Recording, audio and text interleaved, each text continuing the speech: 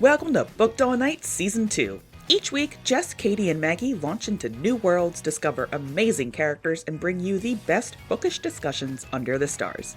We're a cozy little corner of the internet, so be sure to leave a comment and join the polls after each episode. And don't forget to hit subscribe so you never miss a chapter. Alright, my little Libranauts, grab a seat, grab a book, and join us as we explore some new pages. So now, I can talk about anything I want to in this book, because everybody has finished it. And I don't have to hide my face, I don't have to hide my mouth, I don't have to jump off camera, I don't have to mute myself. So, the end of this book is actually very short, and yeah, everything happens. All the things. All the things. All the things.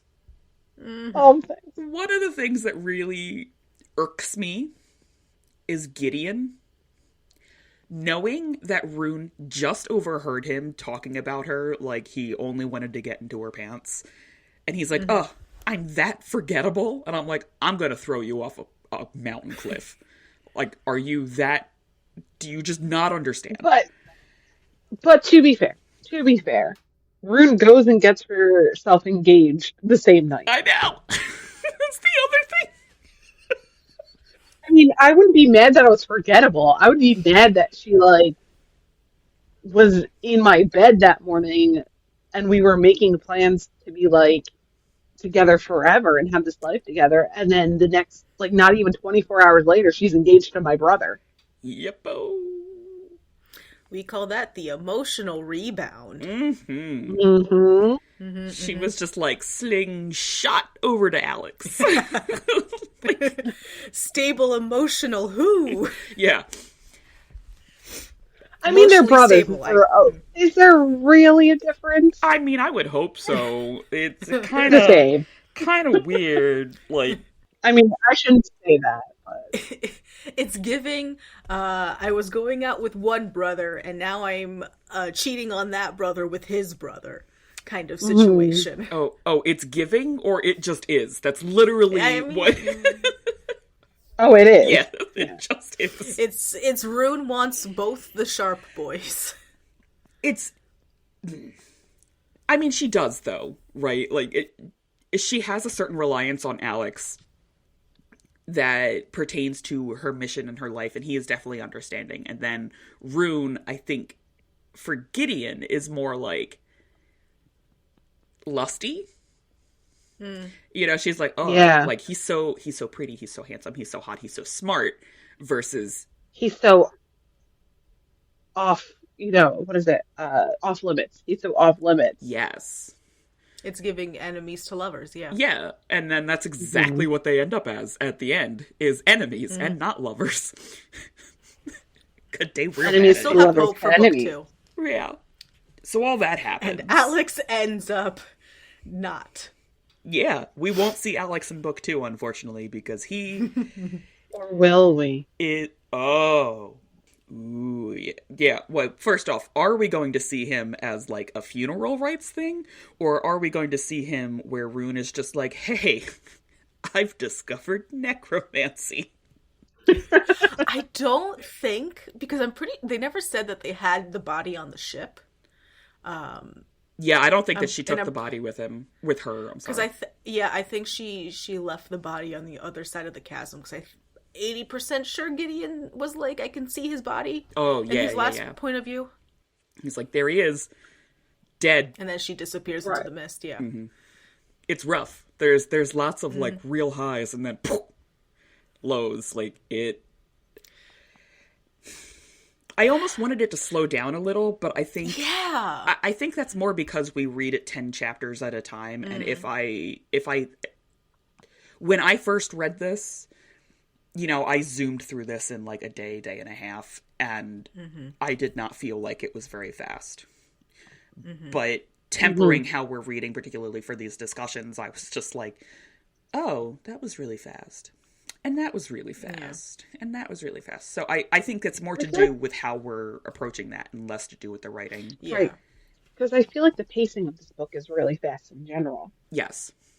like from beginning to end. So if like you were saying, if you're sitting down and just reading this in one or two sittings, then it, that pacing isn't going to feel off. Yeah. But and if you're reading books like when we're doing this podcast and you're reading books in between, that may be a little bit slower, then yeah, it could be, you could be feeling, that the pace is going too fast. Yeah. So I'm reading some pretty slow paced books in between, and I'm just like, this is so slow. Yeah, what did I read? It was a 13th Child I was reading. I enjoyed it, so I get to talk Oh, about it, so I okay. get to name drop it, because I enjoyed the book. But it was very slow. It took me, I was reading it alongside, what did we finish up season one with? I started it when we were reading Remember Me Tomorrow, and it took me until recently to Okay. actually finish. And Mm. I tend to read when I go to bed, as I've mentioned before, and when you're like, okay, I'm gonna fall asleep mid-chapter and continue that same chapter the next 2 nights. Okay, how long have I been in chapter 12? But it was also, like, a really good read. And most of the stuff that I tend to pick out tends to be like a medium pace, a fast paced book, because I prefer to have a fast story, because I have Hmm. the patience of a goldfish, and I want to know what happens, and I want to see what happens, and I don't like being on hook for things, I'm just like, I want to know. It's part of the reason that, like, This Fatal Kiss's ending bothered me so much, because I'm like, where's the rest of it? Like, Yeah. give it to me now. Speaking of This Fatal Kiss, can we promote Heartless Hunter as a throuple? It's a polycule? No, I don't think No, so. no. I think love It'd be triangle at really weird best, to. Yeah. because Love greater than symbol, I think. I think, while I understand that there are certain sects of the supernatural fandom that absolutely God. do ship brothers together, I do not think that's what happened here. I really like to see the wheels turning in both of your heads when I asked that. That was really fun. Just the little like loading circle above my head. Just tick, tick, tick, tick, tick, tick, tick, tick, tick, tick. 404 page not found. My brain just did the AOL connecting to the internet scream. Did it? Oh yeah.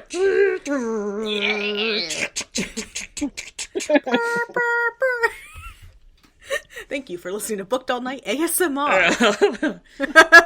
Halfway through it, somebody picked up the phone, so you got to listen to it all over again. Just You've got, yeah. yeah, you've got betrayed by your own brother. Oof. There was so much going on with Gideon when he finds that out too, and she's like, "Well, I'm engaged to Alex, and you're just going to have to deal with it." But Rune also has a reaction like that. She's like, "I'm marrying his brother. How am I supposed to, like, tell him that I'm marrying his brother?" And then all hell breaks loose, because Cressida is officially back. All of the witches that Rune has been rescuing are also back as this massive army for Cressida. They start attacking the Bloodguard. The Bloodguard's totally unprepared. They're just, like, hitting everybody. And then, I'm casting fireball. I'm casting fireball. I'm casting fireball. quite literally, like, you're saying it like a joke, but that's literally what's going on. Yeah. And then the Bloodguard starts shooting. They start almost executing people. Alex gets in the way and dies. And he gets in the way of Cressida. Cressida is the one that Yeah. shoots him. Shoot. And very importantly, gives Rune permission to use his blood. Yes. At which point, she uses his blood, and she tears the earth in two. She does the Earth Sunder spell, Yeah. which is essentially just create a massive hole and cause an earthquake. Yeah. And basically separates two halves of the town so that they can, get away. Could you imagine if that happened whenever you were upset? Like, I want to get away from here. Like, it'd be perfect. So, one of the things that I wanted to talk about, but couldn't talk about, one of the many things I wanted to talk about but couldn't talk about, was Cressida as Verity. So, I realize one of the sizzle reels that I sent to producer Rob, I had gotten the ending of the book mixed up with another book, and I was originally thinking that Cressida had spelled both Rune and Gideon into having a sexual relationship. And there are words and languages around them where they both say, I'm drawn to them, I feel overwhelmed by my senses around them, like there is something otherworldly, there's something supernatural drawing me to them. And I kept highlighting those parts because I was like, oh, like here's her telling us this. And now I'm thinking about it and it's like, it's absolutely plausible.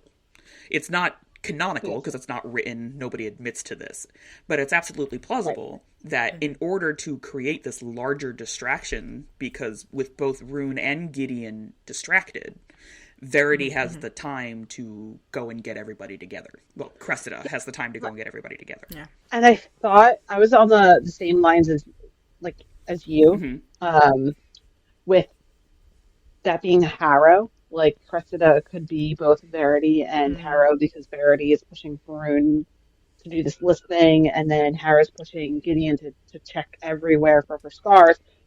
But at the same time, I don't think so because Cressida was, as Verity, was really taken aback and shocked and upset that Rune went and decided to court Gideon. Yeah. Because he wasn't on that list.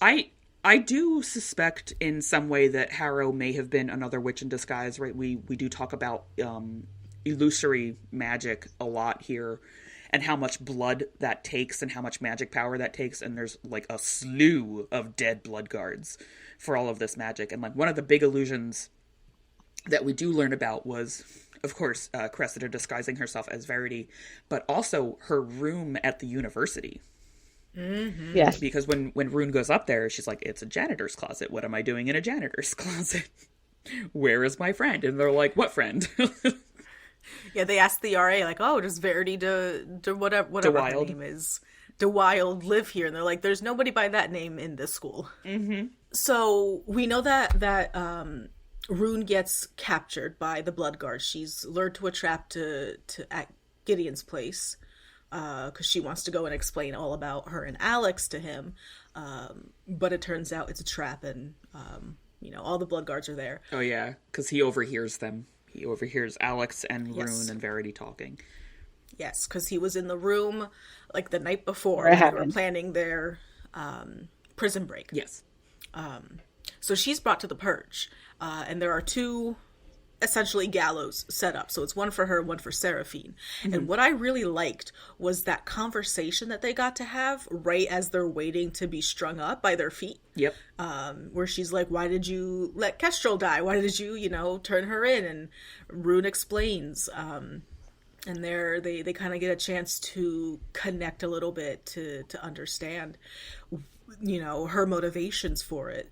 I did tell you they would have a moment. Yeah. Though I'm a little thrown off about how to picture Seraphine. So this entire book, because she was a friend of Kestrel's, Rune's grandma, I was thinking she was an old lady. But in the epilogue of sorts, the final chapter that we get from Rune's perspective, she refers to Seraphine as the girl. Yeah, so there is actually... And that just... There is one descriptive line about Seraphine that is real. It's just one line. It's very easy to miss, but it notes when we first see Seraphine that she looks exactly as she does in Kestrel's locket. Oh, that's right. Oh, yeah, she's using her magic to stay young. Yeah. I forgot about that. I remember thinking about that when we got to that chapter, and then I forgot because I have Swiss cheese brain. More solid than mine. Hooray! Yay! So, it's just mashed potato. Yay. Staying in that scene with Rune and Seraphine, they're on the gallows, I guess like stage or platform, and it's burning, and they're both like manacled, right? They can't use their hands because the cuffs like enclose them. Rune calls out to Cressida And she knows what Cressida did. She knows how horrible Cressida is. She murdered Gideon's practically his whole family. She knows that she's just a terrible person, and she goes, "My queen," and like, "Hey, can I get some help? You're my queen. I'm loyal to you." And then she sees Cressida pretty much take out a gun and try to shoot Gideon, and it's like, how did you not know this bitch was going to do that? You know, like, be terrible. Yeah. I The other also thing about that that scene, she slits that person's throat just a too. random bystander, Yeah, just and grabs her by the hair. but as a villain, can I say that's incredibly thorough. One of my big pet peeves is when these villains, when these at least perceived evildoers get a chapter and a half to literally go on a monologue and explain their reasoning. Always bothers me. It's very Bond villain-esque, where they're like, I'm going to light this candle over here, and this big Rube Goldberg machine's going to go off and shoot you with a laser, and it provides you just enough time to get away. And I really, in, I guess, a very psychotic way, really enjoy that Cressida is not like, I have to do this. She's just like, I'm done. I'm doing it. Yeah, she just does the evil thing without remorse. Yes. She is on-screen evil. Yes. Because a lot of, I've noticed, there will be told, oh, this person is the evilest, the worst, the most vile, and then on screen they don't do anything, requiring that kind of title, which is kind of the same, except we get that in Gideon, where he's the best witch hunter, but he's hasn't caught a single witch the entire book until the end. He's literally the okay. That was another thing I wanted to bring up that I couldn't talk about. I might have talked about last week, I don't remember. When he is waiting for Rune in the initial Crimson Moth dungeon cave that he's trying to trap her in. And he says, if I had at least slept with her, I would know what she feels like beneath me. I would recognize her. I could smell her. Blah, blah, blah, blah, blah, blah, blah. But he never once recognizes Verity, even with the illusion on her. He doesn't recognize the smell. He doesn't recognize, like, the height, right? Like, there's nothing in there that says that she has changed her overall body type, just her face. And so it's like, not one part of you went, haha. So I don't... It is mentioned, though, several times that Verity is heavily perfumed enough that it makes Rune sneeze, or makes, like, it irritates her nose. Right. So that would cover up her magic scent. Except that her magic scent is floral. Floral and blood. So... The blood is a little tough to cover up, but I do think, you could get a floral perfume heavy enough. You can, yeah. I've been in high school and middle school. I know you can. I don't think it compares the difference between Cressida and Verity, but it is mentioned that she practically killed Verity and took over the body. Oh, she did. It's implied. She definitely did. Right. It is implied. Oh, right. It is technically. So we don't actually know that there was a Verity Dwyer. An actual person. Yes. But it is very much heavily like, it's plausible. Wink, wink. I thought that there was a Verity prior to Cressida, using her body as a, meat puppet. Because she's involved in social circles in society, with, other colleagues and people who recognize Verity. Is she prior to meeting Rune, though? We don't know. We don't know because we don't have access to that. But it's I inferred from like the opera scenes and some of the ballroom scenes that Verity was there, that she did have some sort of at least knowledge or like was in some way involved or was known by the society. I think the knowledge she has obviously is Cressida's, but I think the relation that Verity winds up getting is a connection to Rune, because it's not really mentioned that Verity is at any of these like Queen tea parties that happened beforehand. There's no real like, oh, I remember meeting Verity 2 summers ago at blah blah blah's special function or whatever. Verity specifically shows up after the revolution for Rune. Right, and with the New Republic, people's status is always changing because Yeah. I mean, That's look true. at Creeds Yeah. That's true. and the Sharps, you know? How did you feel when Rune discovered that the room at the university was not real? I love that because I had assumed the whole time it was a real room, and I really love that reveal. But I really kind of hoped that, I was hoping that she had some sort of danger or like, a red light flashed in her head, going, oh, this is suspicious. Oh, do I know, exactly what Verity is doing? Like, do I actually know her? And like, I wish it would have kickstarted some line of deeper questioning. I know that in the moment though, she was really kind of stressed because her blood guard uniform was missing. She was missing her key. She was missing her blood vial and the key, the little coin to get into the prison.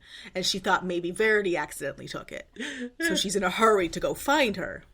But I forgot about that part too. While she's about to get purged and she's like, I have no blood to use, blah, blah, blah, blah, blah, she magically gets her period. Well, at least we know she's not carrying Gideon's baby into the next book. Like, thank goodness for that. When that happened, my first thought was, oh my god, is she gonna put her hands down her pants to test? I thought that too. Or have Seraphine do it. Like, where's this going? Or like do a little push to try and like expel some and use her toe. Yeah, like just kind of do some weird gymnastics and get it up there and draw something. It was just a real weird thing to put in there right at the last second, especially if we got like a half a scene later, Alex's death and his willingness to give her his blood. Right. Like, speaking of Alex's death, I don't know if I should be relieved or sad for the fact that we did not get anyone can betray anyone and Alex was actually in league with Cressida the whole time kind of situation, because it wasn't a little set up like that, what with all especially with the fact that Alex never actually killed Cressida. Yeah, he fired 3 shots into the air and he was like, get the fuck away from... Well, I'm sorry. He fired 3 shots into the air and was like, go away. Yeah. And it really made me think that they were colluding, and I kind of wanted that to happen. But then instead we get him shot and sacrificing himself for his brother and such.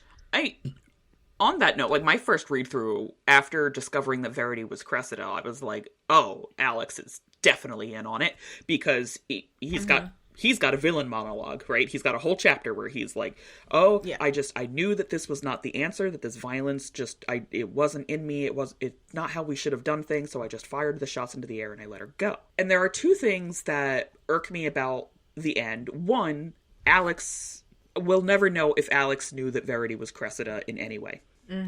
The other one has gone from my mind. Give me a minute. Oh my god. Nope, gone forever. What were we just talking about? So we'll never know canonically, because he's dead now, whether or not Alex knew that Verity was Cressida in some way, shape, or form. And we also don't know if he was working with her in any, like, aside from the trio there doing things. We don't know if it was like Alex and Cressida later became allies and maybe he set her up with Rune to just be like, okay, just, stay on the down low, blah, blah, blah, blah, blah. And I don't like that that's a question that we can have. Like, there are so many things in the text that could justify that, especially coming out of his monologue where he's just like, yeah, I knew what she did to my brother, and I still couldn't do it, and, the royal family paid for me to go to school, and I want to go back to school, and I'm like, tuition is expensive, I kind of understand, but there's no canonical end to that particular question, and I do feel like it was set up for us to suspect him in some way. Yeah. I mean, we might know in the second book if Cressida says something. That's true.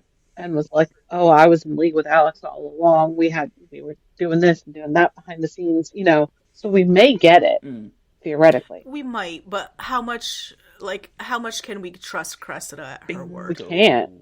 Yeah.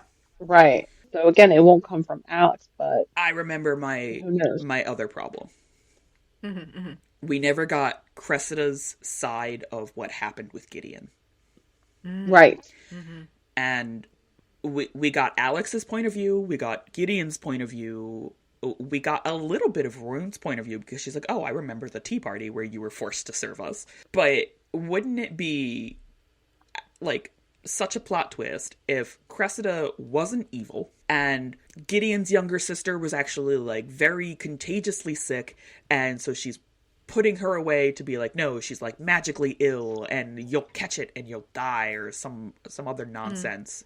Because the parents were also involved in like bloodletting and stuff, and that seems like, oh, well, of course a parent would sacrifice part of their life to save their child, and that makes sense there. And I want to know from Cressida's point of view, these justifications for doing things, and to kind of have more information about that. So I'm hoping, as I now finally get to speculate where I couldn't in the last 5 episodes, I'm hoping in Rebel Witch that we get Cressida as a viewpoint character, however untrustworthy she is. I would just love to, even if she is completely unhinged, I do want to see that kind of point of view. Oh, especially if she's unhinged. Right. And I don't think she will ever not be a villain. Yeah. Like, even if we do get her point of view and it was like, oh, like, I put her out of her misery because she was in so much pain or something like that. Because if you can just pick up a random person off the street and go, shoot, and like, slit their throat without a second thought, I'm sorry, you've got to be evil somewhere. Yeah. Like, even if it is to save the world or save this person or whatever, even though it really wasn't. But even if it were, to not have that hesitation, not to have that second thought, you've got to have some sort of villain or evil, like, or just brewing. Or even then, like, if she is a viewpoint character and we do see even a brief second thought where it's like, oh, this person's so innocent, but I need the blood. Like, just any sort of justification to it, because right now we're outsiders to her, and I mean, she's psychotic. By our point of view, she's just like, oh, you see this person? Gone. Ha ha ha ha ha. You see that person over there? On fire. Ha ha ha ha ha.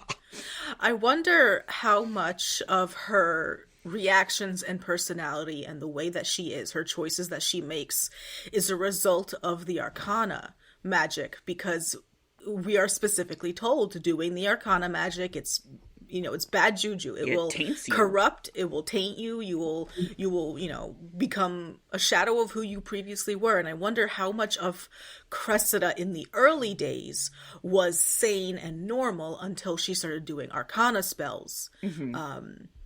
And therefore got kind of flipped. Yeah. And slowly descended into that psychotic madness. We do see that with Verity, too. The toll that it takes on her body, right? Because as it goes on, there's notes about her looking paler, that she's got huge bags under her eyes, she looks sick, she's obviously very tired. By the time we're at the point that she steals the blood vial and some books and the coin to get into the prison, she's so exhausted that Rune's like, I'm worried about you, like, school can't be taking this much. No, it's me, I'm the one that's doing it. Ha ha ha ha ha. Right, and I think that was the result of her trying to keep up the illusion and the magic and all that stuff. I'm just interested in knowing how hard it was to keep her mind, especially being so psychotic, so evil, so like contained as Verity. Like, you don't see Verity like lose her cool, lose her composure. She's very like calculated. She's very like nice to Rune, like very like a friend. Like, even Rune says she's like my closest confidant. She's like a sister to me. Yeah. And you don't get that close with someone when they're psychotic and flip out, or there's something wrong with them. Maybe you do. You know? Yeah, no. maybe psychotic too, but I mean, I feel like the only point she ever did lose her cool was when she ran into Gideon after that ball where they were supposed to purge Seraphine. Yeah. Right.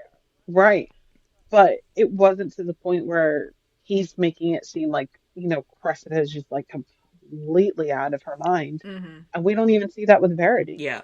So it's like, does she have like a certain amount of time where she is psychotic? Like, because we don't see her 24/7. We don't. But when she is out, she's out for hours. And Yeah. we don't see one crack in her facade. Another thing I'm really eager to see in Rebel Witch is the relationship between Cressida and Rune, because Verity Mm-hmm. and Rune, and we do have to separate these identities, because I think the picture that we have Mm-hmm. of Cressida, especially in the end where she's just like, a throat, is not the same picture that we have of Verity, right? Mm-hmm. One, as you're saying, one is crazy and one is in charge. And Mm-hmm. Verity's role Verity's role has been to serve Rune. She's been helpful to her. She's yes, been a sister, Mm-hmm. been a friend, but also a second in command and not an equal. And Mm-hmm. now it's revealed that not only is she like much more powerful than Rune, but she is also a queen. She's just her level of role in society is drastically higher than Rune's has ever been. And I wonder how that's going to play into this, because Rune is now like, I hate you, and I don't want to serve you in any way. But like, how are you going to do that? She just rescued you. You're now leaving Mm-hmm. the island to go to the mainland, right? They're going to Calais, Yeah, Kalis. I have no idea how to pronounce Calais. anything in any fantasy book. I need just give me little IPA phonetics at the bottom. That's all I ask for, is some phonetics. But they're going to the mainland. Cressida's in charge. Every witch that Rune freed went into Cressida's army. Yeah, Mm-hmm. that made me feel a specific type of way. That actually made me feel real sad, because I feel like it's taken away so much from Rune and all the effort she underwent in the 2 years since the new regime came in to free them. And this Mm-hmm. entire time she's been like, it's worth it in the end, because these people managed to get away. They managed to get to safety and start a new life in a place that's not going to prosecute them. Surprise! But, they've been here the whole time. And are now under Cressida's banner, essentially. And whether or not that's a conscious choice of theirs, or if they're being influenced by Cressida, whether by magical means or her being royalty, and what she's promised them if they join under her, like, that made me feel a type of way. Yeah, I don't know that Cressida would have to influence here. Like, every witch suffered at the hands of the rebellion. Just it doesn't matter what you did before, who you were, how you acted. If you had magical ability, they just murdered you. The end. I don't think that would take much coercing to be like, hey, would you like to get the kingdom back? Like, Right, but I still wonder how many of those witches are in the same line of thinking that Rune is at the very end, when she's like, both of these are evil sides. I don't want to trade one evil regime for another, especially if Cressida is off her rocker. Yeah. Like, how many of these witches are like middle of the road? Like, I just want to have a peaceful existence. I just, we don't need to get into all this. Just let me live my life, please. Brew my potions, cast my little spells. just got a little too, A little too real. yeah. On that point, though, how many of them knew what Cressida was doing? How many knew that she was doing these uh not legal spells, illegal spells or whatever? How many knew how, abusive she was? So we don't know. Like, she could have treated them like royalty themselves. And that's probably why they would follow her, because she didn't do anything to them Yeah. like she did to Gideon's family. Or, Wasn't non-witch she, families. when the queens were ruling, wasn't she kind of seen as like the sweetheart of the Yeah. family? Yeah. Like the young innocent one, I believe. Very, very maiden mother crone kind of identity Yeah. between the sisters that, I think. So I want to back up for just a second, because you were talking about how many of them knew that she was doing these arcana spells. And I think even if they knew that she was doing it, they would be okay with it, because there's this well, it's okay for us to do this because of the atrocities that the Blood Card committed. Like, you pushed us to this point. I think that justification can come on both sides at this point, right? We if you take into account Harrow's backstory, and she's talking about how this witch constantly took blood from her, took her ear off, like she's got scars everywhere that are not from her going, okay, you can use my blood, that are definitely like, this was taken from me, I was abused. If you have enough stories like that on both sides, because once the rebellion comes up, you've got witches that were just, you're dead. This extremism, I think, in the eyes of both of these points on opposite sides becomes justified. Right. Like, I'm not saying extreme. Jessica, and Booked All Night, is not saying that extremism is good or justified. I'm saying this is how we get to that point. It's justified in their eyes. Yes. They feel like they are owed this because of all of the abuse they have suffered under one or the other regime. Yes. Right. And as Maggie brought up, there's then all these people in the middle that are like, I just want a chocolate donut and and a coffee. Please leave me alone. And they're the people that, for both sides now, are just cannon fodder. Yeah. And I like how Rune knows that, like, I don't want the New Republic in charge, and I don't want Cressida in charge. Like, I do.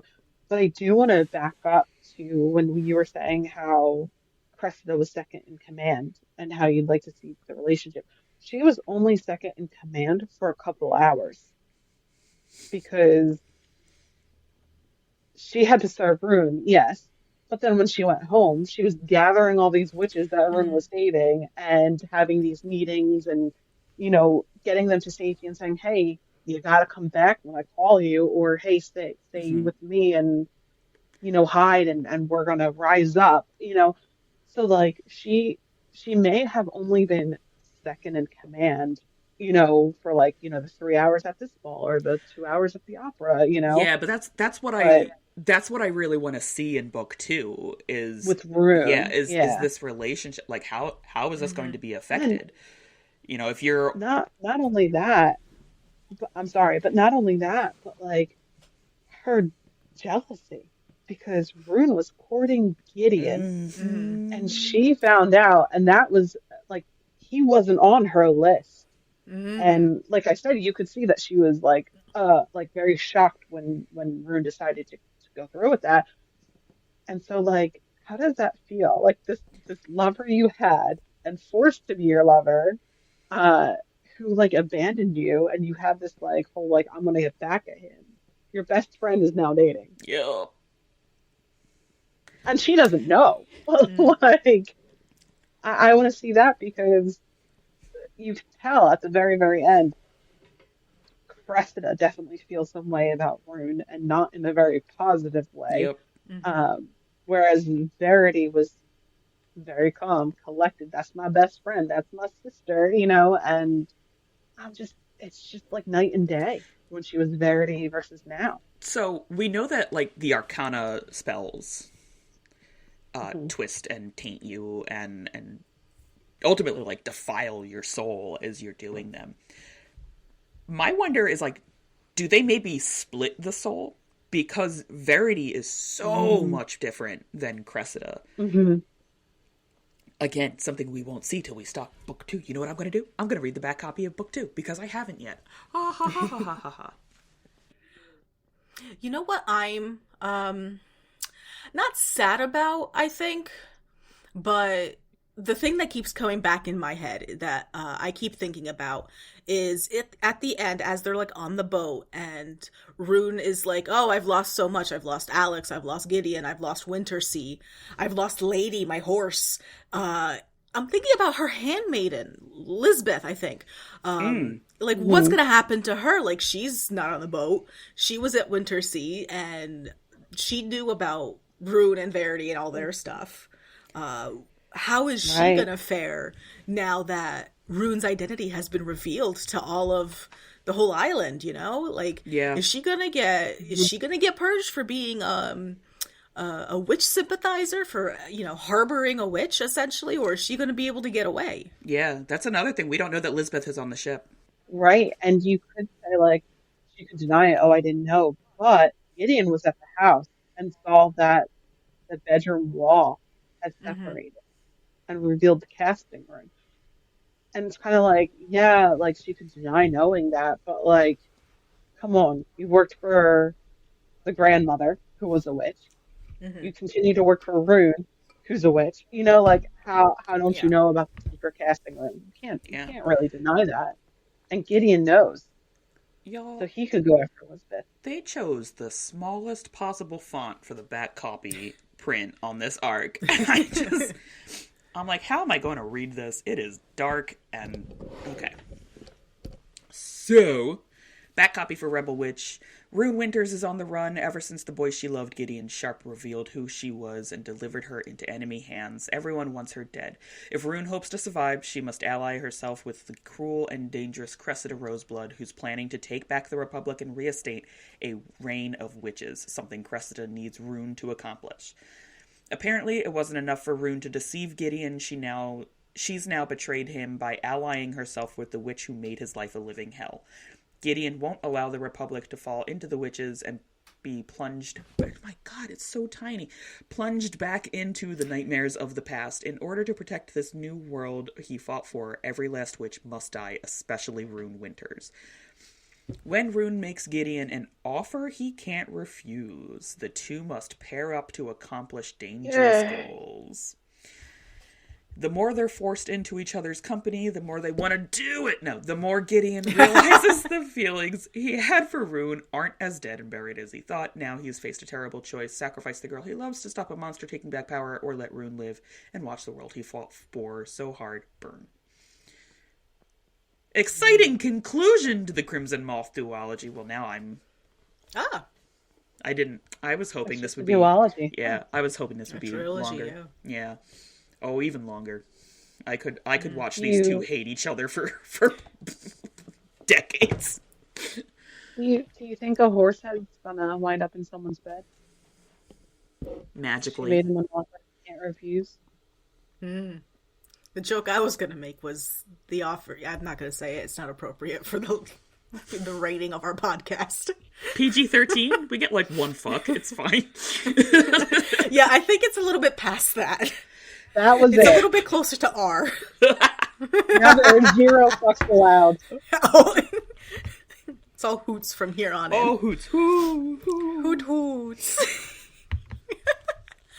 All right, do they continue to hate each other? Or do they actually two lovers? Or do they stay two enemies? No, I think they'll stay it'll stay enemies to lovers, I think. I really want a lovers to enemies now. Everybody just hates each other. I am one of those people who, like, I do love happy endings, but I also love the tragic endings. So I'm hoping he sacrifices Rune to save the Republic, just for funsies. Yeah, just for that. I want to feel bad. I want to feel bad at the end of this book. And I don't. And my emotional state is already so fragile. I do not want a bad ending. I want a bad ending, and I want to I want a bad ending like it's upsetting bad, not a bad ending like it's written badly. Yeah. I want to be clear about this. I want it to be a very well written bad ending. A tragic end, I think is the better term. I want a tragic end. I want two 14-year-olds taking poison in a crypt.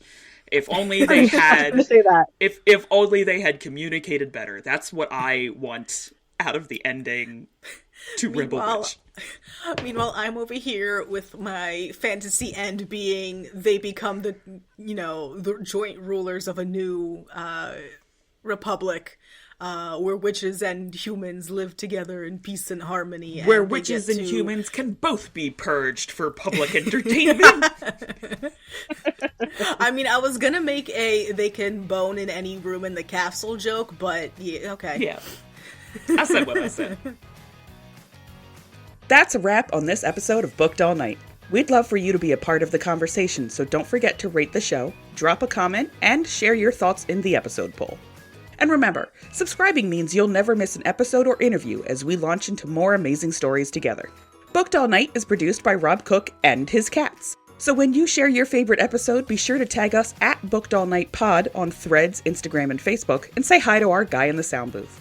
For more information, like reading schedules and dates on our upcoming interviews, check out the link in the show notes. That's link.bio/bookedallnight. lnk.bio/bookedallnight for those of you who don't check the show notes. Until next time, my little Libernauts, this is Jessica Mary, Kay Leigh, Magdalyn Ann, and producer Rob signing off and reminding you to stay booked all night.